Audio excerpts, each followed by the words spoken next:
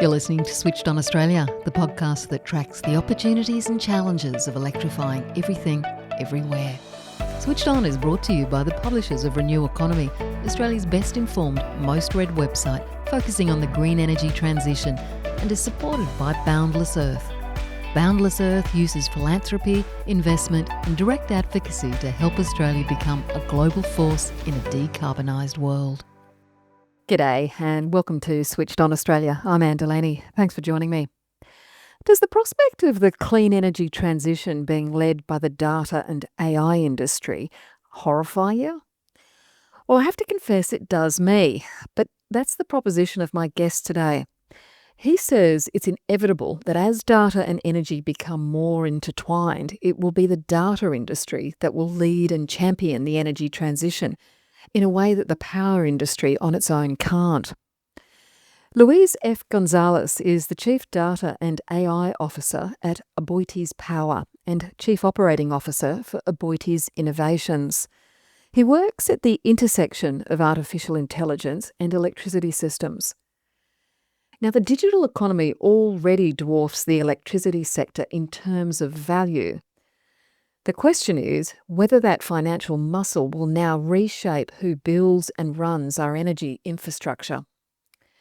Luis Gonzalez calls himself a cheerleader for the positive aspects of this technology. He's optimistic about what it can deliver, but he also warns against monopoly power and admits regulators aren't ready for it. Ahead of a keynote he'll be giving at a forum that the Energy Consumers of Australia have organised in a couple of weeks, I spoke to Luis about this intersection of AI and energy. Because if electricity becomes the fuel of AI, data, and what he calls intelligence, who controls the intelligence layer?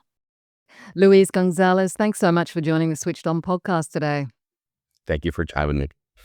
Luis, I want you to just give me a general overview of how AI, data, and electricity have already become deeply connected. So, the overall reason why there's such a great connection between data and energy is because of computation. Now, what most people understand is that you store your data in a server, right? And the algorithms that create the intelligence, the computing necessary for that requires a lot of electricity. In fact, the only way to be able to transform data into intelligence is through an immense amount of electricity. So to the point where, for instance, data centers sizes are measured in megawatts. Because the best measure of transforming data into intelligence is electricity measures, right? Power measures. So they're already intertwined at its core, are the ability to create intelligence. And as industries, they'll become more intertwined, where I believe now that the data industry will lead and champion the energy transition in a way that the power industry on its own cannot. Tell me more about that. How is it going to do that? How is the data industry going to drive the energy industry and the energy transition? All right. So we begin first with the way we build energy infrastructure. This is what we call bankable projects. For us to be able to build a power plant, we gotta find a balance, an economic balance between the cost of creating the electricity and the ability to pay it back.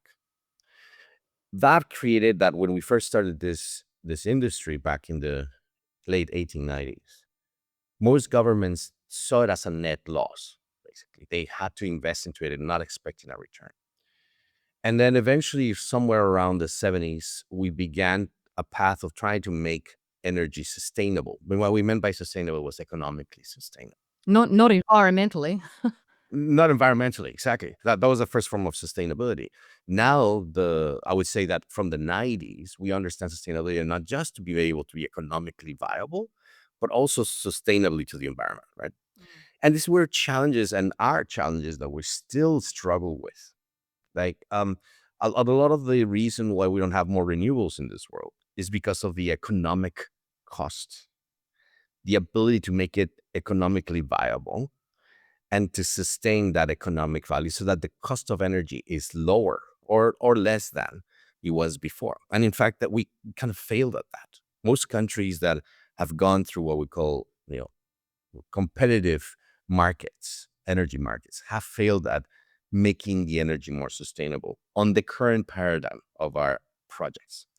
The reason why I say the data industry will lead energy transition is because it changes the paradigm of the bankability of the projects. What does that mean? Now we can sell intelligence and electricity as a utility and not just electricity. So if I have a big data center infrastructure and I'm making money through the inferences, through the compute of data into intelligence, and people are paying now their intelligence subscriptions, the electricity it takes to create that is embedded into that new business model. Mm. And the size of this industry is 10x of the size of the energy industry. The size of Google, of Facebook, of Microsoft is 10x of any large energy company that ever existed. So new governments will be able to set up more sustainable cities because the infrastructure that's giving you the intelligence to do a post-industrial economy, a digital economy, will bring their own electricity to the table, even to a point where you can have small cities have free electricity if you just allow for the data business to deliver its computations to the population. But is it the data business that's actually driving this whole project? Absolutely correct. That's where you make your money, not on the sale of electricity. Is that a good thing, Luis, though? Because we're in the middle now of an energy transition. And, one of the problems we've got is that a lot of people don't trust the energy industry, That's right. and they're going to trust even less AI The data industry. and the data industry. So if it is seen to be the data industry that is driving this, Mhm. that's a problem, isn't it? I don't see it that way. Once I am a scientist at heart, so I don't have the luxury of qualifying things subjectively. So I cannot call them good or bad. I look at things objectively. So what does that mean? The natural progression of our economies is to become digitalized. And I Mm, think that's unavoidable. mm, You will generate more value on a data-driven industry than a non-data driven industry. And that's already proven in mm. different industries. So I don't see that we can stop the progression of our economies into a data-driven economy. I, for instance, don't see healthcare slowing down in its ability to use data-driven methods to address things like protein prediction, which is how we get new cures, for instance, for cancer. Mm. And therefore, I think it's unavoidable. Whether it's good or bad, I think that the people in charge of this and how power hungry they are and how they manipulate their own companies, could be qualified as good or bad. But the digitalization of our economies, I think it's an unavoidable thing. Okay, I won't ask you to be, subjective, Mhm. but energy markets Yeah. are already dominated by large retailers and platforms who don't necessarily act in the consumer's interest, and no matter how many times they talk about being consumer-centric, isn't there a high chance that AI with energy is just going to increase that domination? Well, that really depends on how it's done. And I can give you two versions of that, if you may. Mhm. We could talk about Matrix and we can talk about Star Trek, right? So Okay. let's talk about Star Trek. How does it look like if we empower humans? The reality is that the demand of intelligence will become highly fragmented. I believe so. What does that mean? Today, ChatGPT is centralized in a few data centers in the United States, and we all subscribe to that, right, infrastructure to get our compute, our inferences out of ChatGPT. Mm. But in the future, we'll have something called small language models, and they'll be highly regionalized. There'll be a Queensland model for tourism, serving Queensland um, specific tourism needs with a specific parameters for that data. And that we have to be served by a Queensland-based data provider, right? Because that's where it's developed. And Mm. and in that sense, that particular data center with the electricity that it brings to be able to be sustainable can be subject to a Queensland-based regulation of data and electricity.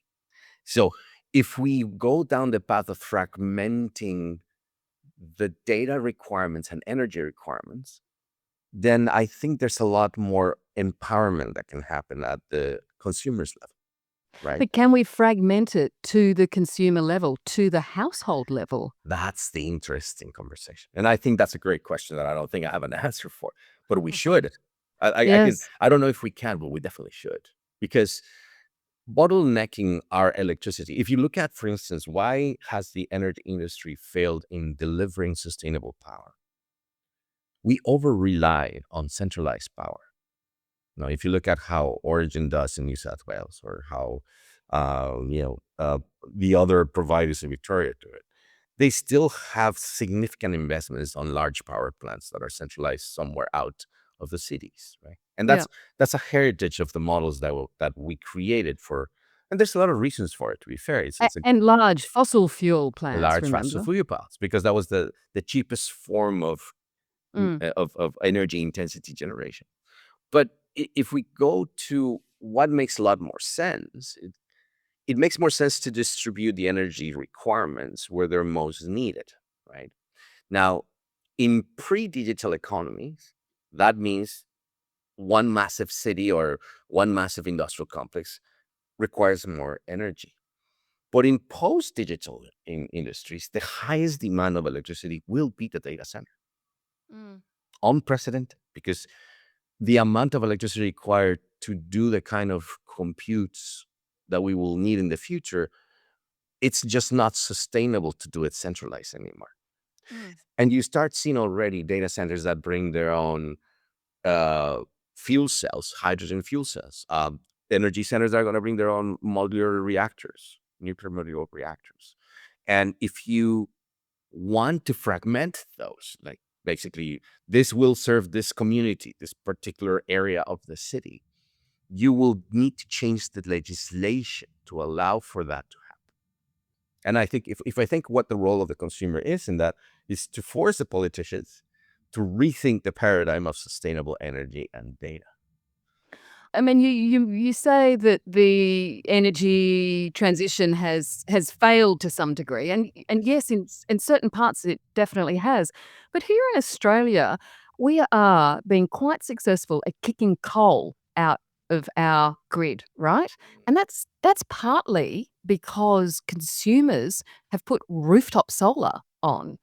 I mean, that it's not the only answer, but it is in part. So, how do we make this much more consumer centric? And by consumer centric, actually just a bit more human centric? That's a great question. And maybe let's start first with the perceived success that you think Australia has had, because there's been some consequences that Australia did not plan for. Mm. One of them being the role of the meter in Australia is a failed role.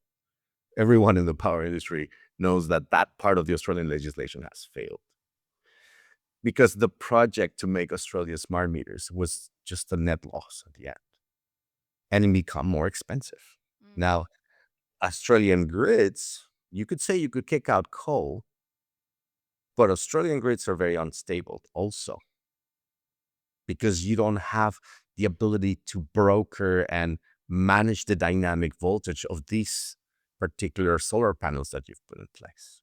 So the reality is that I think Australian consumers have done great things with regards to putting pressure on the regulators and the operators too. And I think that one of the failed aspects, in not just Australia, to any market that has been created, any energy market, because to be fair, I come from Canada and we made some big blunders in Toronto for sure. Um, the ability to centrally manage an energy grid is always being a challenge. Pre AI for sure, and even post AI, it'll take some time to be able to create something that's actually stable. If we look at, for instance, the Europeans and Spain early last year, you would think that they are the ones with the longest track record of creating an energy market that's centralized to a couple countries. And instead, they created one of the most unstable central grids. Take basically entire Spain out in one event, right? So, in my view, the only way to run a centralized grid or decentralized grid and to manage it more intelligently is with data, right? With a central data capability that can broker every single one of the contributors to electricity. Manage what we call dynamic managed voltage control, right? Which means that you need a data platform on top of an electricity platform.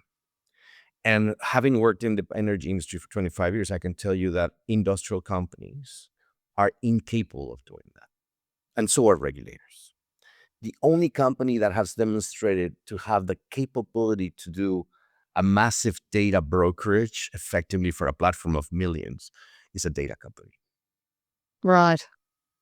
So if I go Star Trek, right, Yes.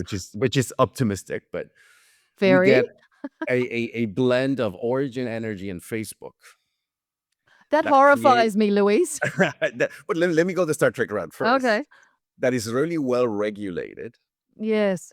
capable of managing the data of every single one of the delivery of energy and consumption points, and that is able to deliver not just power, but AI intelligence to households and businesses, right? That's what we would need.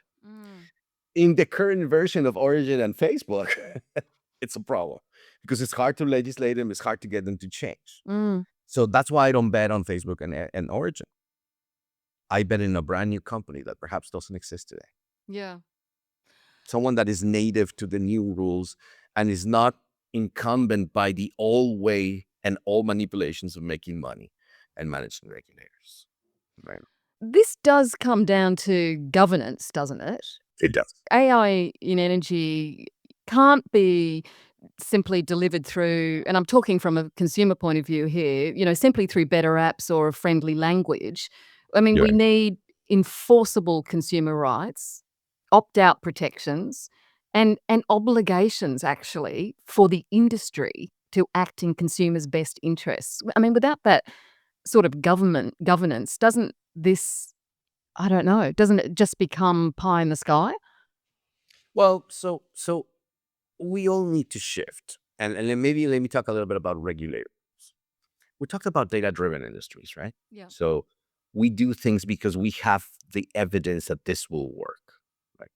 So we are at a stage in our technology in the world that we can build simulations, that we cannot guess. We can actually prove what things can happen, or with a certain degree of accuracy. We could say 60% chance that there'll be a tornado coming in this route in 3 days, right? We can build a simulation of our markets. We can build a simulation of our grids. I think the governments are lazy because the governments need to do what's called data-driven legislation. And what does that mean? Have a sandbox, a regulatory sandbox, create a simulation of your energy market and your intelligence market, because now you have one, right? And build the rules around how that should be run sustainably based on the evidence of that simulation. Governments should have, regulators should have, for instance, a simulation of the market under different conditions and demonstrate that based on that simulation and what we see with climate change next 2 years, this is what rule that we're gonna put in place to support what's coming. And the key players of energy and intelligence in that particular area, let's say Brisbane, will follow these directives. That's the onerous, I think, the aspect of data-driven that's still missing, which is data-driven legislation. But do we need safeguard parameters? Is there a single rule or safeguard you'd insist on Oh, before allowing, AI data-driven legislation, to try and protect consumers, to try and protect households? I'll give you an example. That simulation becomes critical, right, to our economy, because you can't now have an economy without electricity or without intelligence. The owner of that simulation cannot be a private entity. Right. It has to be the people, right? This means the government needs to invest into it, and the ownership of it needs to be within the citizens. So it's a key resource to managing our most important resources, right? Our most important fuel of our economy and our livelihoods. That cannot be in the hands of Facebook, No. right? So, in my view, if I had some safeguards, that's one. And then the second safeguard I would have is you must adapt that legislation continuously, because intelligence doesn't come from getting things right the first time. It comes from high adaptability. Things change. Climate will change. Resources will change. We'll go from gas, and then hopefully we'll go into something less polluting, and progressively find new improvements that we don't know about today. So this ability to create legislation to change a bit the rules of the game has to have a higher adaptability than it has today. But Louise, changing legislation takes ages. And one of the problems we've got certainly here in Australia, the technology and the rollout of some of these appliances, for instance, and, changes that are happening, to the grid, regulation isn't keeping up with it, unfortunately. So how do you make that happen faster? I mean, here in Australia, I'll just give one example. There's been a Mhm. big move to have minimum performance standards for some of the electrical appliances that we don't have them for. But it's been Yeah. years. And that, I think, the downside, I share the pain 'cause I'm Canadian. The downside of democracy is that it's a highly collaborative and slow process, right? Um, But it's it'll the be a lot faster if it was a regulation. dictatorship. Yeah, no, sure. That's the downside, right? It's the regulations, though. Yeah, but I the actually reason of think that the consumers are moving, that they're demanding, regulation faster. but in a construct of a parliamentary democracy like ours, you gotta have a lot of consultations. Yeah, sure. And at every level of government. And we do have a lot of levels of government, right? You have the local government, then you have the city government, then you have the provincial governments in our case, or in your case, state government, right? And the problem is the amount of consultations and the layers necessary to find consensus, including debate in parliament, for example, by default creates a slow process, right? And I don't know how to solve for that. Unfortunately, I'm not a political scientist to have a better opinion on this. But what I have seen is that, observing, for instance, how energy legislation happens in Singapore, where we do have what is called actually legislative sandboxes, where experimentation is allowed, and changes to legislations can be done based on the experimenting parties, almost in a consortium-like environment, where you have a university, you have a private entity, you have private equity also, or investment, and then you would also have government involved. There's gotta be a way for us to agile the rules of an industry that's critical to us. I don't think we found how to do that. And there's perhaps lessons learned from other areas like Dubai or Singapore that are faster at this, but it is definitely a downside of democracy. But we gotta be consultative, and we gotta find consensus, right? In my view, too, is that there are other industries that are far better at being agile, and we just gotta find ways to improve that. If let's say, imagine that we legislate that all energy investments for sustainable energy in our cities are now the responsibility of data companies. The rules of the game change significantly because they behave differently. Data companies adapt their business model every 5 years, right? If you look at Netflix, for example, they're a highly adaptable company. So the way that you would bound them to be accountable for energy and data delivery would probably be different than the way you do the incumbent energy companies that we've had since the late 1920s. Right? An element of it is, I think, is culture. Another element of it, I think, is we have to think of the problem differently. But it's a hard answer, to be fair, because we do need speed, but we also want consensus because we are a democracy, right? And we do want the voice of the customer to transpire through, right? But do you know what? You talk about Netflix as a business model potentially, and Facebook less so maybe.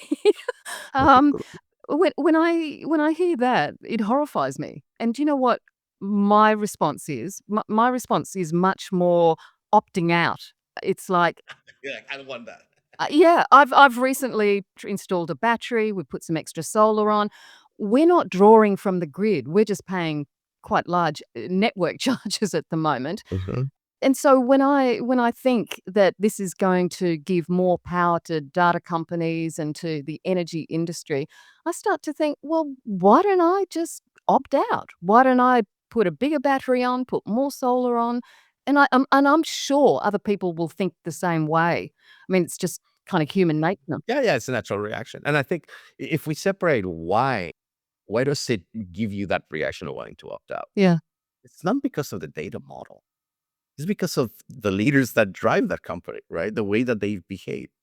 I get that. And look, I don't want Facebook to run my power grid. I don't want, let's be very clear, because I don't trust Facebook. Yeah. That does not mean that the high adaptability and growth of the data industry is something that is not worth learning about, right?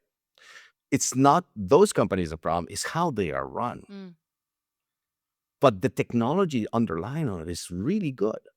There's a lot of good that can be done with that technology. Should we have different leaders in top of them, right? I get that bit.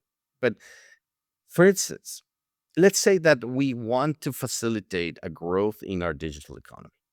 I get the opting out aspect if you're an individual household that lives somewhere and it doesn't need much but a digital capability to be able to make money, Mm. right?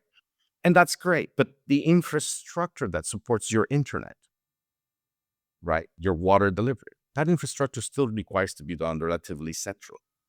Yeah. And in that sense, you're not really opting out. You're just opting out of portions of it. The real problem is the industrial aspect in large commercials that they don't get to opt out.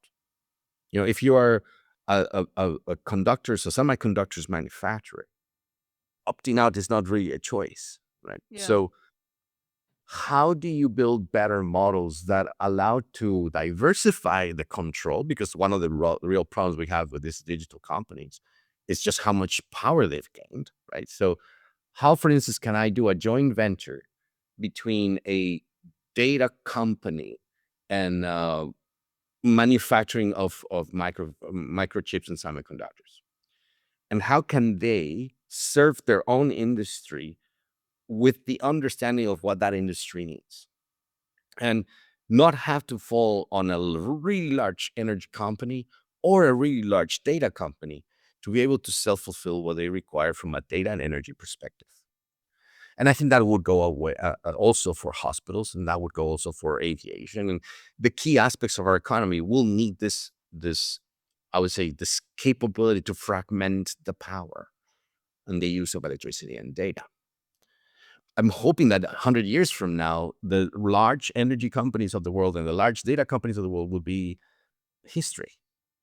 And the empowerment of each sector with individual players within those sectors allows it to be more fragmented, but also better served. Mm. Right? You would have better data and energy companies serving healthcare, for example.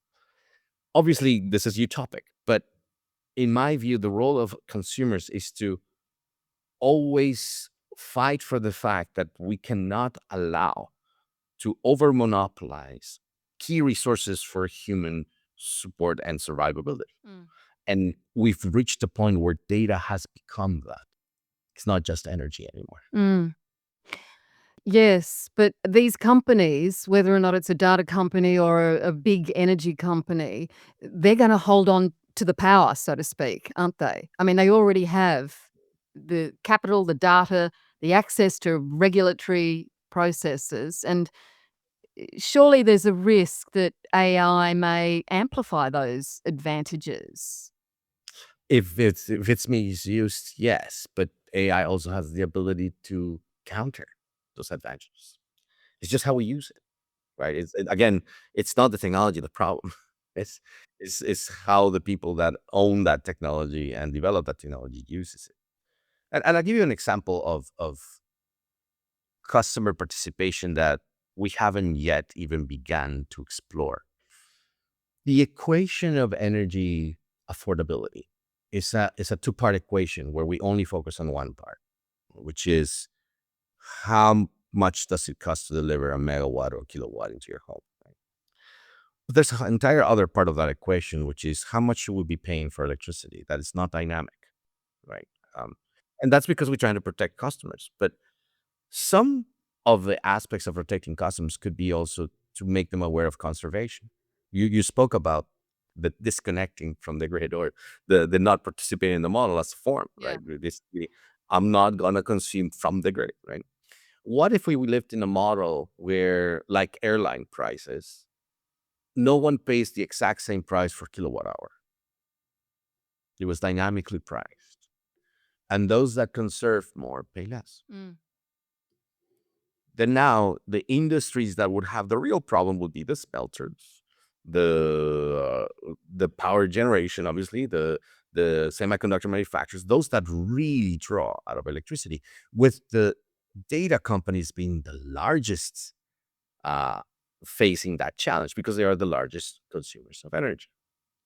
Under that legislation, it forces for them to rethink because they cannot transfer their cost to other people as easily, which means now you need to figure out a way to make it more sustainable by force, by economic force, right? I think that part of the failures of legislation is that we haven't really addressed sustainability good enough because there's a lot of money poured into the existing model, which is quite beneficial to those that run these companies. Right? But to me, that's a piece of legislation, a piece of power balancing that could really help if we have an educated consumer that knows how to conserve power. And the average household doesn't need that much power to be self-sustained, right? And Australians are actually ahead of that from most of the world. They understand how little electricity I actually really need if I am producing my own. Okay, we'll be back in just a minute. G'day, Alex Carey here, proud ambassador for GoodWe. The GoodWe ESA 3060 all-in-one commercial solution is available now from GoodWe wholesalers. With a massive 50 kilowatt hours of the battery eligible for the federal rebate, it's the perfect solution for small businesses. The commercial energy storage range from GoodWe is growing, with more models launching soon. Visit goodwe.com.au for more information or contact the local GoodWe team. My guest today on Switched On is Luis Gonzalez, the Chief Data and AI Officer at Aboitiz Power. And we're talking about the intersection of AI and energy. Luis, before the break, you raised an interesting issue about energy literacy.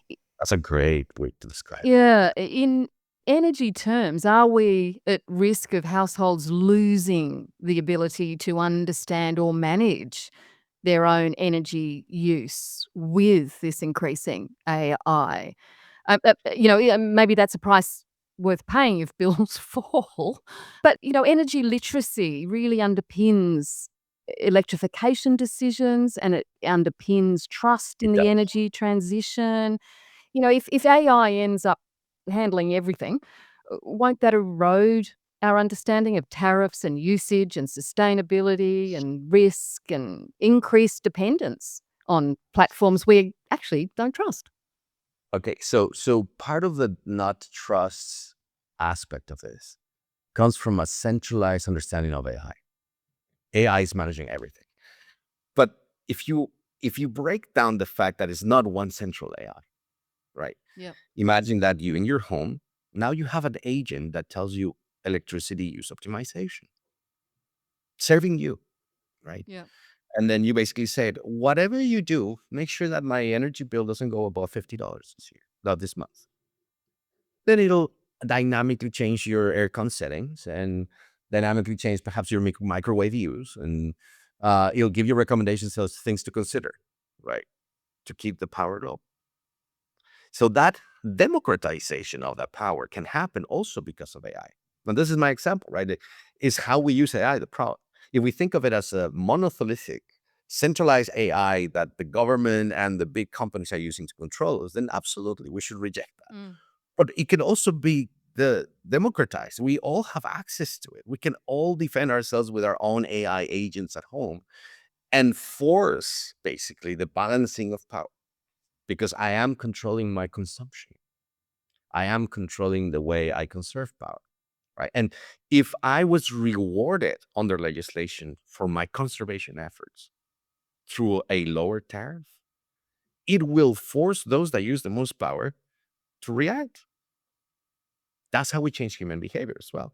So what I like about where we are with AI is that as much as we like to think that all the advancements on AI are in a few companies, the reality is that the open source aspect of the way that we've brought AI into the world makes it so that we can actually all do something for ourselves. And maybe that's where a lot of the legislation should be going, right? If you have an AI agent that does power consumption conservation in your home, you have access to a dynamic rate for tariffs so that you pay less. And now we're dividing that power rather than centralizing. Yeah. However, we already have a divide amongst energy consumers, between homeowners and renters, households that are willing and wanting to change how they use energy, and those that don't. We've got a divide between people who are, I don't know, shall we call them digitally confident, and those that are excluded from a greater digital understanding. If AI doesn't or can't grapple with those divides, if it even amplifies them, it may make the energy system more efficient, but it does risk making it even less just. Oh, that's a good observation. I think that it really is how we use AI. Mm.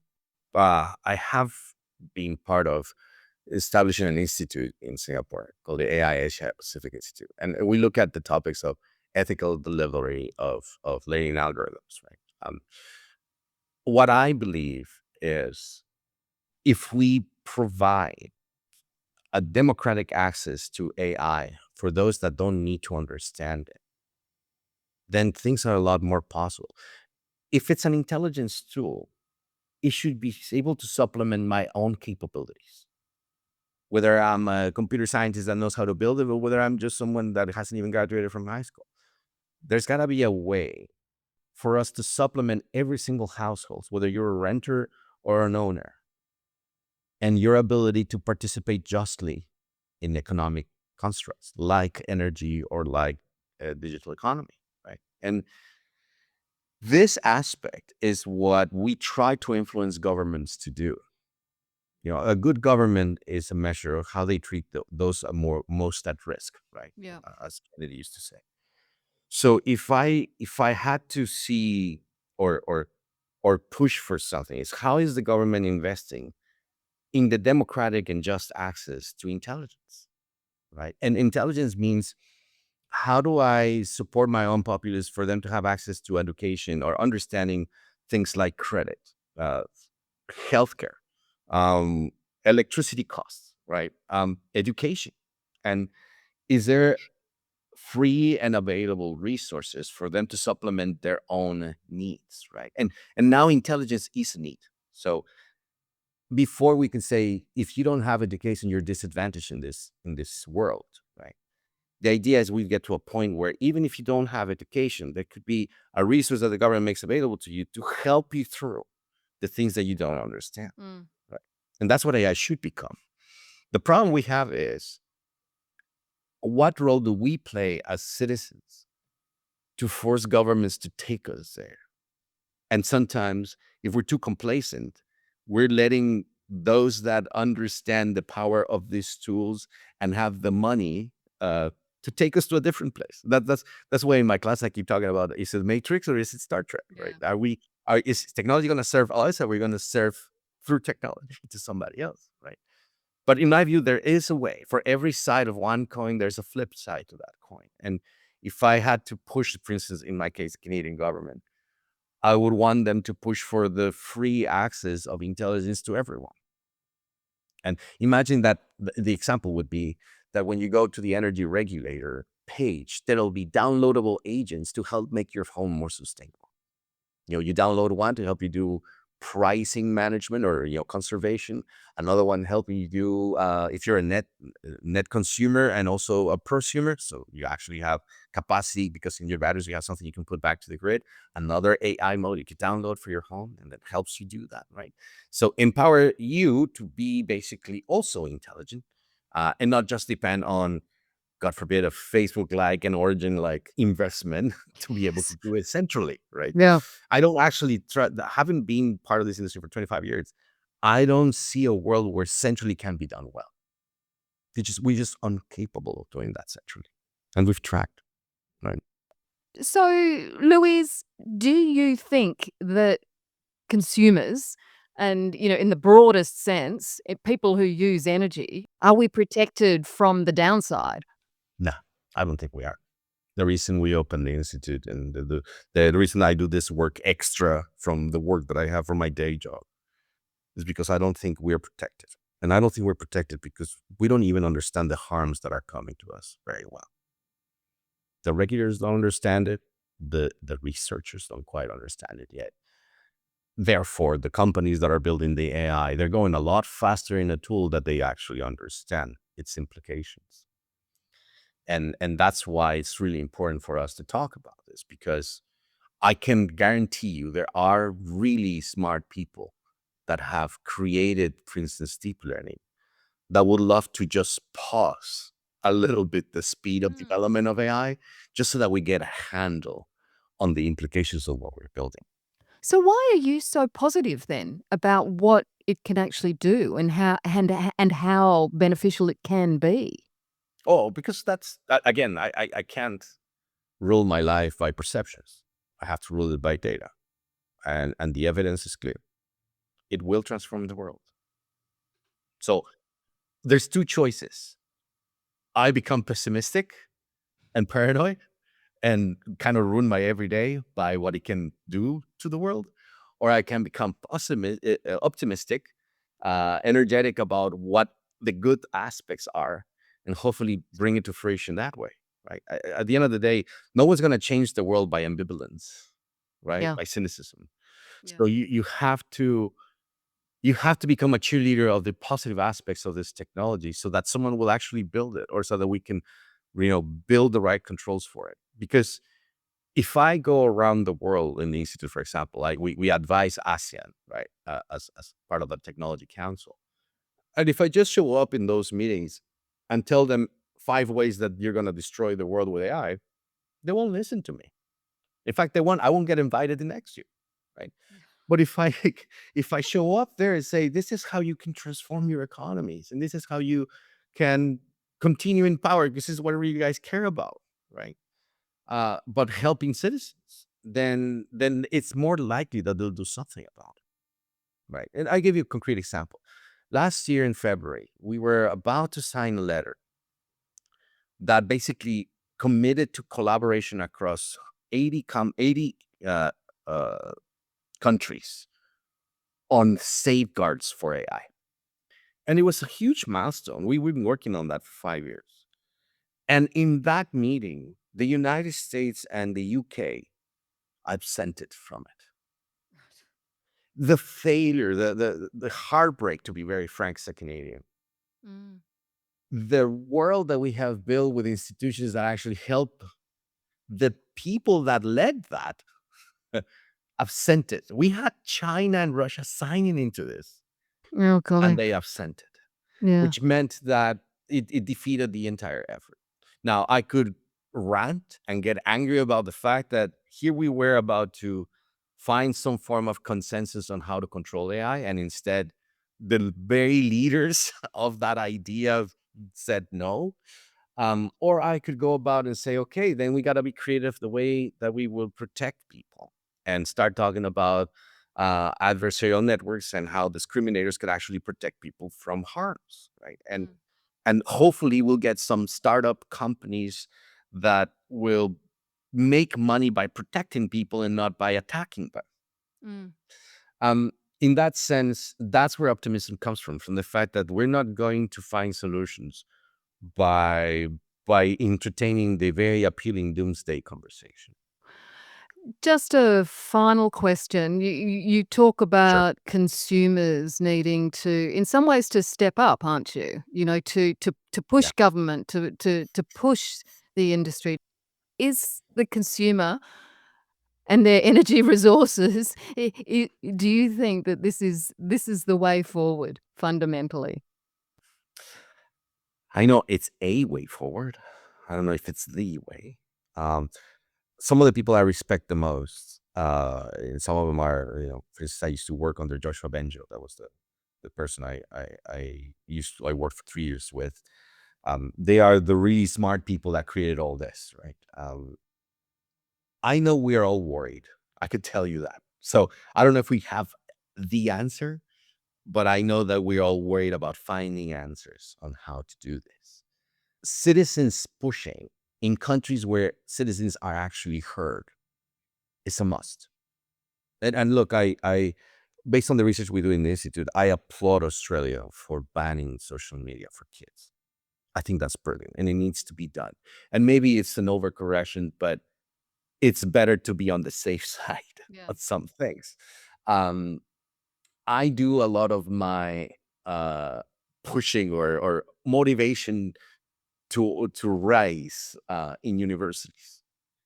The ability to do a startup now is easier than it ever been before. You can build a model that disrupts the world in your backyard, in your basement, with just a few hours and creativity. You no longer need to even understand math to do it. That is already solved for you. So there is the tools for us to balance power are available to us. We just now need those brave souls and committed, passionate professionals and people to make it happen, Mm. right? So I don't know if it's the path forward, but I know it's a path forward and a necessary one because those that will look at the balance of the relationship between humans and technology, specifically AI, are those that are passionate about fairness and rights. And you need to find those wherever they are. And they need to be in those societies that appreciate fairness and rights, right? That Yes. that like justice, like Australia, like Canada.